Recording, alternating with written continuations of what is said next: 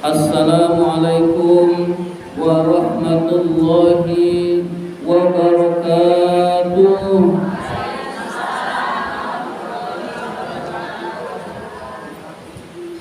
Alhamdulillahi rabbil alamin wa bihi nasta'in ala umurid dunya waddin.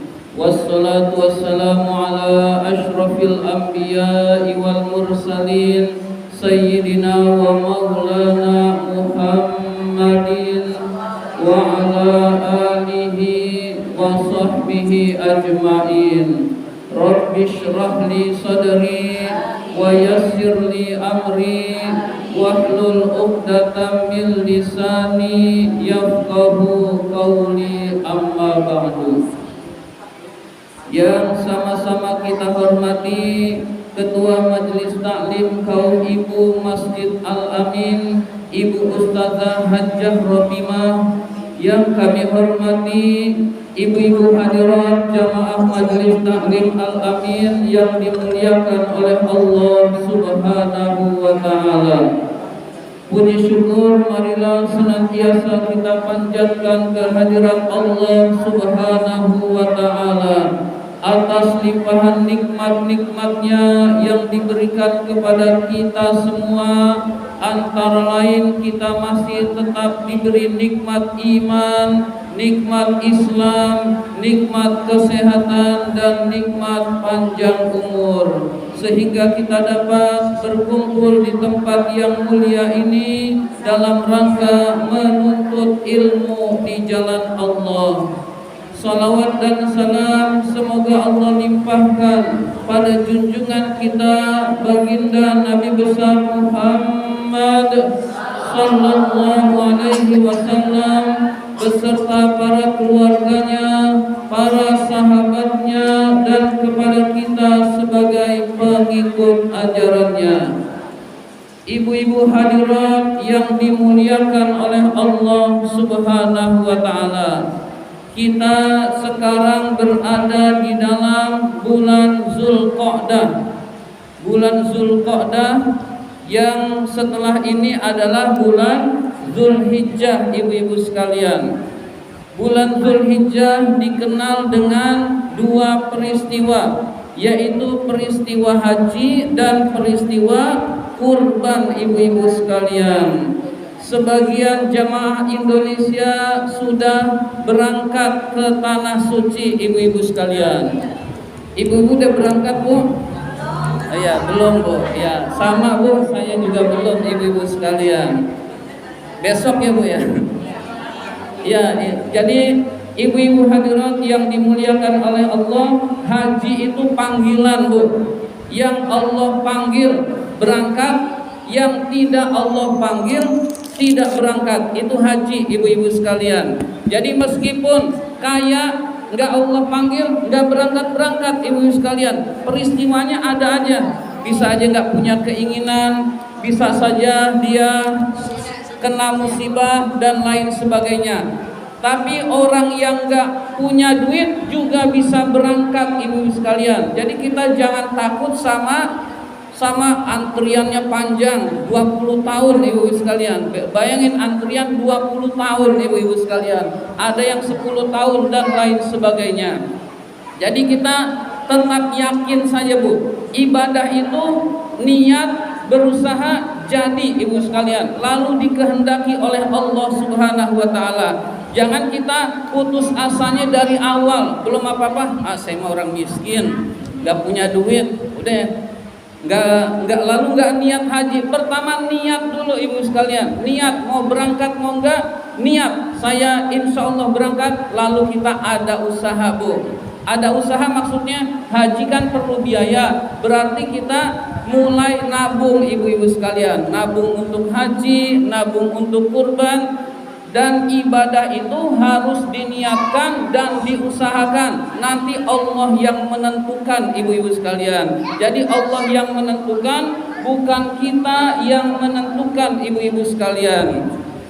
Dengan kita berusaha, maka Allah menilai, oh kayaknya ini layak, kemudian Allah panggil. Kalau sudah Allah panggil, langsung terjadi, ibu-ibu sekalian. Kita sudah banyak mendengar peristiwa orang yang nggak punya duit banyak berangkat dengan berbagai cara, ibu-ibu sekalian.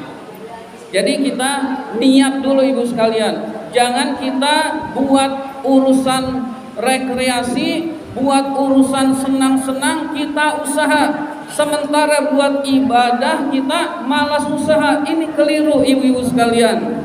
Kita mau jalan-jalan ke puncak, ke misalkan dunia fantasi, atau jalan-jalan ke tempat yang lebih jauh, kemudian kita nabung buat usaha rekreasi. Buat rekreasi saja kita berusaha, apalagi buat ibadah kepada Allah Subhanahu wa taala.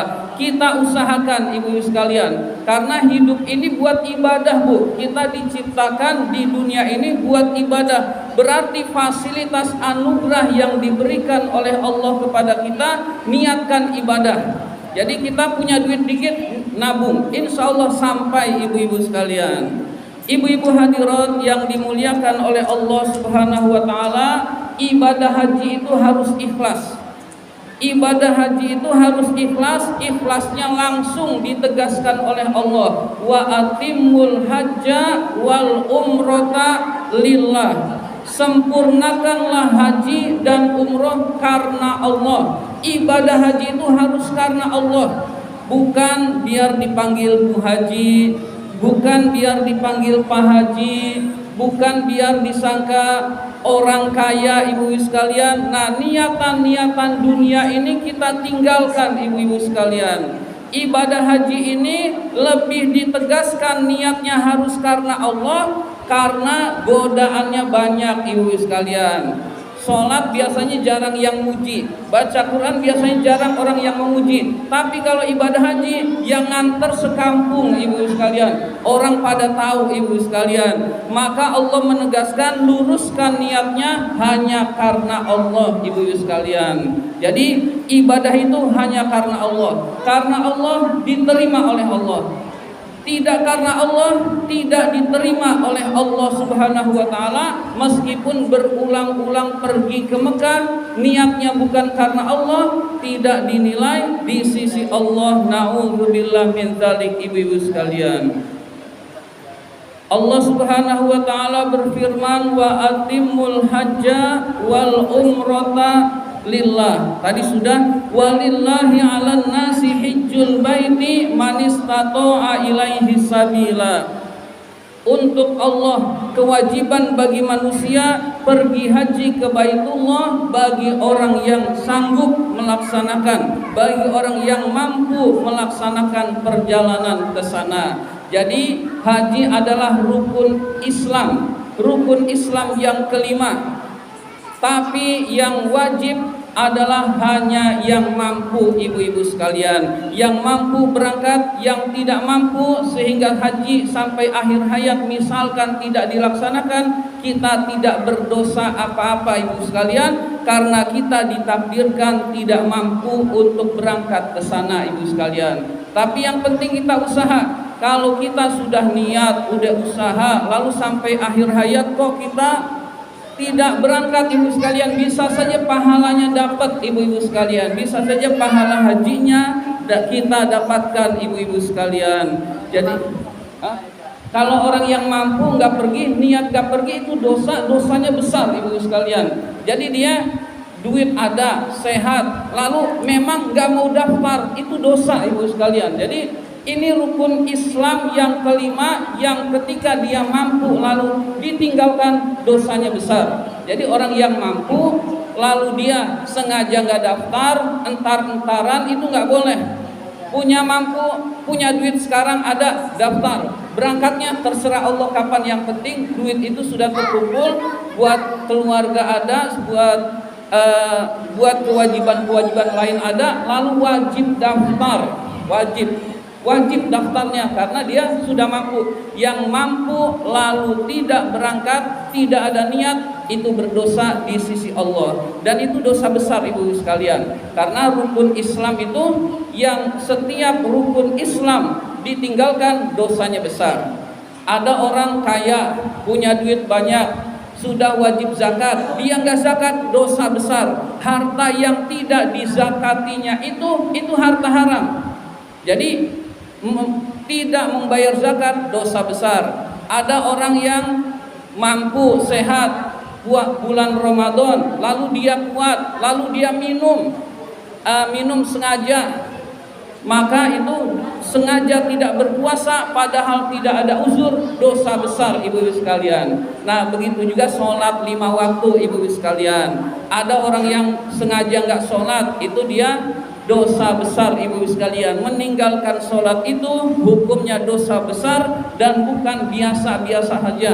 Biasa saya nggak sholat, biasa si fulan nggak sholat, jangan dianggap biasa. Meninggalkan sholat 5 waktu padahal dia wajib, hukumnya dosa besar ibu-ibu sekalian. Ya begitu juga ibadah haji ibu-ibu sekalian.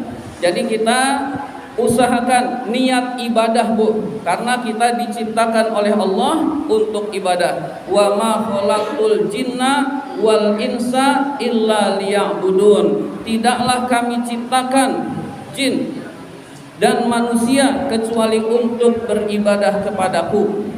Jadi manusia diciptakan buat ibadah kepada Allah Subhanahu wa taala.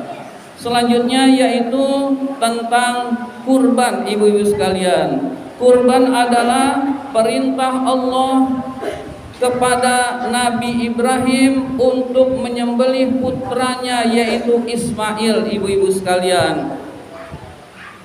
Allah Subhanahu wa taala ingin menguji keimanan Nabi Ibrahim alaihi salam. Benarkah Nabi Ibrahim cinta kepada Allah? Kemudian Allah buktikan Nabi Ibrahim diperintahkan oleh Allah lewat mimpi untuk menyembelih putranya yang bernama Ismail. Lalu ternyata beliau sanggup menjalankannya ibu-ibu sekalian. Nabi Ibrahim berkata kepada putranya, inni ara fil manami anni an azbahuka fanzur madza tara. Wahai putraku Ismail, saya bermimpi diperintahkan oleh Allah untuk menyembelih kamu. Bagaimana pendapatmu wahai Ismail?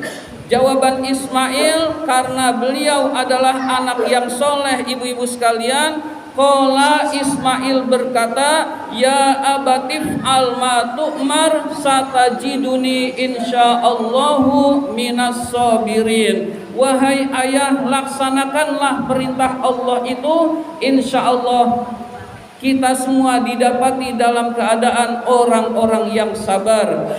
Jadi Nabi Ismail yang saat itu masih kecil diminta oleh ayahnya untuk disembelih dan beliau bersedia ibu-ibu sekalian. Sungguh keduanya adalah ayah yang soleh dan anak yang soleh ibu-ibu sekalian. Orang yang cintanya kepada Allah sedemikian luar biasa. Coba kalau kita ibu-ibu sekalian, misalkan kita disuruh nyembelih anak, tentu kita nggak sanggup ibu-ibu sekalian. Atau kita milih-milih mana yang paling bandel nih, mana yang susah diatur nih. Nah ini aja nih, ya Allah yang ini ya Allah. Nah karena keimanan kita tipis bu, kita nggak disuruh nyembeli anak bu, disuruh menyembeli kambing ibu-ibu sekalian. Wah sayang duit. Nah kalau masih sayang duit berarti belum cinta kepada Allah Subhanahu wa taala, kecuali memang lagi nggak ada punya utang banyak, lalu ada uang sekian, ya bayar utang dulu daripada ibadah lalu punya utang banyak ibu-ibu sekalian. Jadi utamakan bayar hutang, karena bayar hutang juga bagian dari perintah Allah Subhanahu wa taala. Kita punya hutang wajib bayar ibu-ibu sekalian. Kalau kita punya hutang lalu niat nggak bayar, itu dosa ibu sekalian. Nanti di akhirat ditanya, harta kita udah nggak punya, lalu harta benda, uang sudah tidak punya, di akhirat ditanya, maka diambilnya pakai amal soleh kita, ibu-ibu sekalian. Amal soleh kita diambil, ibu sekalian, buat bayar dosa ketika waktu di dunia. Di antaranya hutang yang tidak dibayar, ibu-ibu sekalian. Amal solehnya habis, maka kalau amal soleh kita sudah habis, dosa orang yang dihutangi diberikan kepada kita, naudzubillah, rugi, ibu-ibu sekalian. Maka kita hidup ini adalah untuk taat pada Allah. Anugerah-anugerah yang diberikan kepada Allah kita gunakan untuk taat. Kita boleh niat rekreasi, niat senang-senang, tapi jangan lupa niat ibadah, Bu. Niat ibadah kepada Allah. Saya ingin sholat saya khusyuk, saya ingin puasa kita puasanya lebih bagus dari Ramadan kemarin, saya ingin pergi haji, saya ingin bisa berzakat. Nah, itu kita niatkan, Bu. Kalau kita niatkan dengan sungguh-sungguh, itu bisa dilaksanakan. Tapi kalau niat saja sudah nggak mau, niat saja sudah tidak ada keinginan, atau pikiran kita urusannya senang-senang saja, maka itu tidak akan diberikan oleh Allah. Kenikmatan ibadah tidak diberikan oleh Allah, kenikmatan takwa tidak diberikan oleh Allah Subhanahu wa taala, ibu-ibu sekalian. Jadi niatkan kita ibadah, ibu-ibu sekalian. Nah, misalkan tahun ini memang benar-benar, wah saya nggak punya duit, mulai tahun besok saya harus kurban. Niatkan begitu, ibu-ibu sekalian. Niatkan saya harus kurban, misalkan, ibu-ibu sekalian. Ya, caranya ya nabung, ibu-ibu sekalian, sehingga tahun besok kita kurban, ibu sekalian. Kurban itu satu kambing untuk satu orang, sapi itu untuk 7 orang, berarti 1/7 sapi, ibu sekalian. Itu syariatnya. Satu kambing buat sekeluarga boleh nggak? Kalau niatkan satu orang, nanti pahalanya bisa buat sekeluarga, nggak jadi masalah, ibu sekalian. Pahala, saya niatkan pahalanya buat sekeluarga, boleh. Saya niatkan pahalanya buat 1 RW, boleh. Nah, kalau niat syariatnya tetap untuk 1 orang, ibu sekalian. Pokoknya 1 kambing, niatkan 1 orang, siapa yang mau dipilih, ibu sekalian. Si anak pertama dulu, atau anak kedua dulu, atau yang ayahnya dulu, dan lain sebagainya, ibu sekalian. Jadi kita niatkan 1 orang. Untuk sapi 7 orang, ibu sekalian. Jadi istilahnya 1/7 sapi. Kalau ibu ada yang berkeinginan 1/7 sapi, dialamin 1/7 sapinya 3.600.000, ibu sekalian. Iya, 1/7 sapi. Iya, boleh juga. Iya, jadi niatkan 1 siapa? Niatkan buat orang tua yang sudah meninggal, itu juga boleh, ibu sekalian. Nanti mengenai pahala, niatkan buat sekeluarga, pahalanya dapat juga, ibu sekalian. Tapi niatkan untuk 1 orang, termasuk yang sudah meninggal, kita niatkan, ibu sekalian. Iya, silakan. Iya.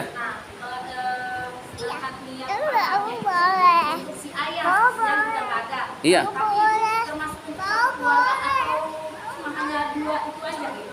Sekeluarga dapat. Niatkan, niat pahala itu sekeluarga. Lalu niat resminya buat anak. Kalau ayahnya belum, sudah wafat lalu belum kurban, mendingan niat ayahnya dulu. Iya. Jadi 1 keluarga itu akan dapat pahalanya. Kita niatkan pahalanya untuk ini, termasuk yang untuk meninggal. Lalu kurbannya itu tentukan untuk siapanya, begitu. Iya, dapat juga pahalanya. Baik yang meninggal maupun yang sudah atau yang masih hidup.